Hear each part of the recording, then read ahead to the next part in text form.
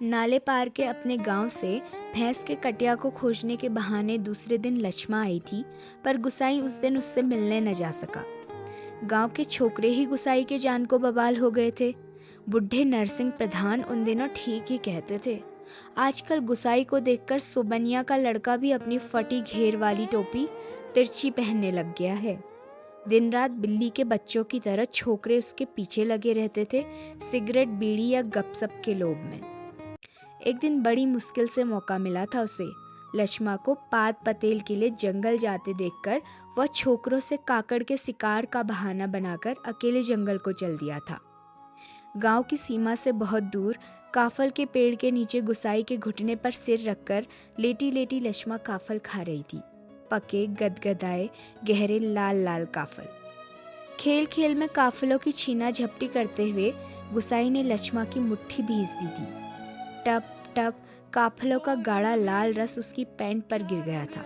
लक्ष्मा ने कहा था, इसे यहीं रख जाना, मेरी पूरी बाह की कुर्ती इसमें से निकल आएगी।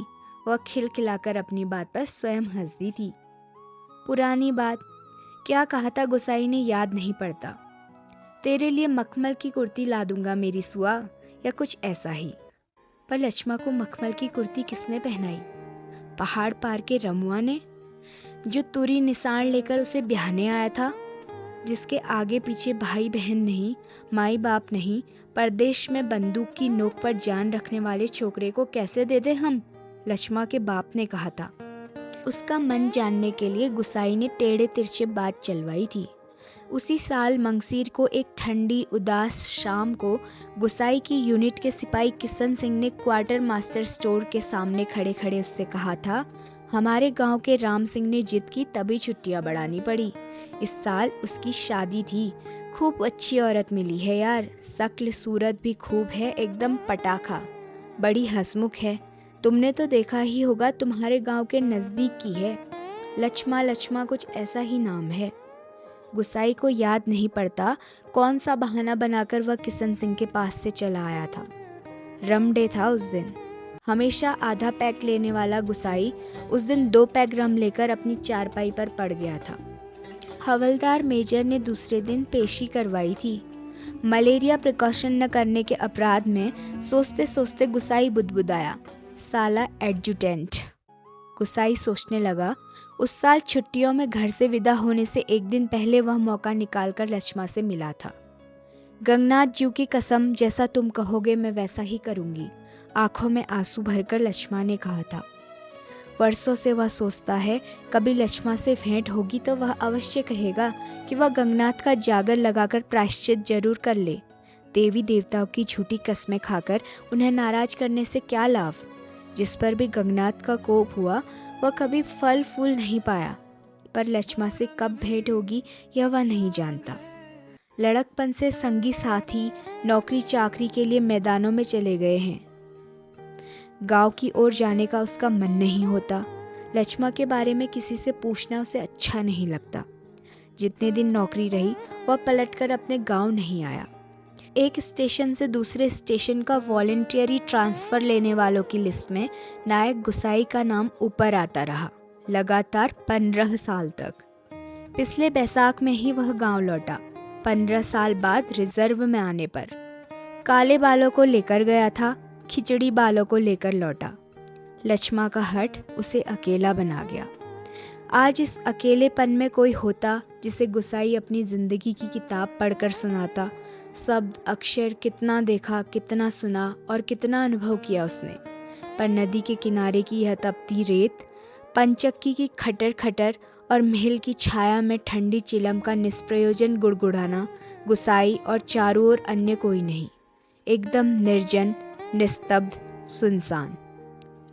एकाएक गुसाई का ध्यान टूटा। सामने पहाड़ी की बीच की पगडंडी पर सिर पर बोझ लिए एक नार आकृति उसी ओर चली आ रही थी। गुसाई ने सोचा यहीं से आवाज देकर उसे लौटा दे। कोसी के चिकने काई लगे पत्थरों पर कठिनाई से चलकर उसे वहां तक आकर केवल निराश लौट जाने को क्यों बाध्य करे। दूर से चिल्ला चिल्लाकर पिसान स्वीकार करवाने की लोगों की आदत के कारण वह तंग हो चुका था। इस कारण आवाज देने को उसका मन नहीं हुआ है। वह आकृति अब तक पगडंडी छोड़कर नदी के मार्ग में आ पहुंची थी। चक्की की बदलती आवाज को पहचानकर गुसाई घट के अंदर चला गया। खप्पर का अनाज समाप्त हो चुका था। खप्पर में एक कम अन्न वाले थैले को उलटकर उसने अन्न का निकास रोकने के लिए काठ की चिड़ियों को उल्टा कर दिया। किटकिट का स्वर बंद हो गया। वह जल्दी जल्दी आटे को थैले में भरने लगा। घट के अंदर मथानी की चिच्चिर चिच्चिर की आवाज भी अपेक्षाकृत कम सुनाई दे रही थी। केवल चक्की के ऊपर वाले पाट की घिसती हुई घर घराहट का हल्का धीमा संगीत चल रहा था। तभी गुसाई ने सुना अपनी पीठ के पीछे घट के द्वार पर इस संगीत से भी मधुर एक नारी का कंठस्वर। कब बारी आएगी? रात की रोटी के लिए भी घर में आटा नहीं है। सिर पर पिसान रखे एक स्त्री उसे यह पूछ रही थी। गुसाई को उसका स्वर परिचित सा लगा। चौंक कर उसने पीछे मुड़कर देखा। कपड़े में पिसान ढीला बंधा होने के कारण बोझ का एक सिरा उसके मुख के आगे आ गया।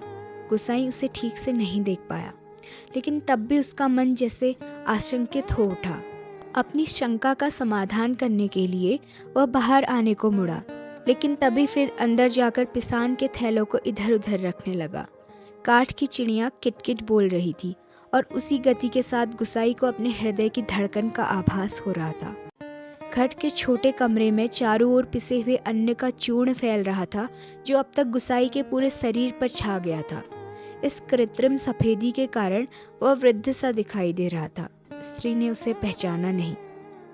उसने दोबारा वे ही शब्द दोहराए। अब वह भी तेज धूप में बोझा सिर पर रखे हुए गुसाई का उत्तर पाने को आतुर थी। शायद नकारात्मक उत्तर मिलने पर वह उल्टे पांव लौटकर किसी अन्य चक्की का सहारा लेती। दूसरी बार के प्रश्न को गुसाई न टाल पाया, उत्तर देना ही पड़ा। यहाँ पहले ही टीला लगा है, देर तो होगी ही, उसने दबे दबे स्वर में कहा। स्त्री ने किसी प्रकार की अनुनय विनय नहीं की। शाम के आटे का प्रबंध करने के लिए वह दूसरी चक्की का सहारा लेने को लौट पड़ी। गुसाई कमर झुकाकर घट से बाहर निकला। मुड़ते समय स्त्री की एक झलक देखकर उसका संदेह विश्वास में बदल गया। हताश सा वह कुछ क्षणों तक उसे जाते हुए देखता रहा और फिर अपने हाथों तथा सिर पर गिरे हुए आटे को झाड़कर वह एक दो कदम आगे बढ़ा। उसके अंदर की किसी अज्ञात शक्ति ने जैसे उसे वापस जाती हुई उस स्त्री को बुलाने को बाध्य कर दिया। आवाज देकर उसे बुला लेने को उसने मुंह खोला, परंतु आवाज न दे सका। एक झिझक, एक असमर्थता थी जो उसका मुंह बंद कर रही थी। वह स्त्री नदी पर पहुंच चुकी थी। गुसाई के अंतर में तीव्र उथल पुथल मच गई। इस बार आवेग इतना तीव्र था कि वह स्वयं को नहीं रोक पाया। लड़खड़ाती आवाज में उसने पुकारा, लक्ष्मा।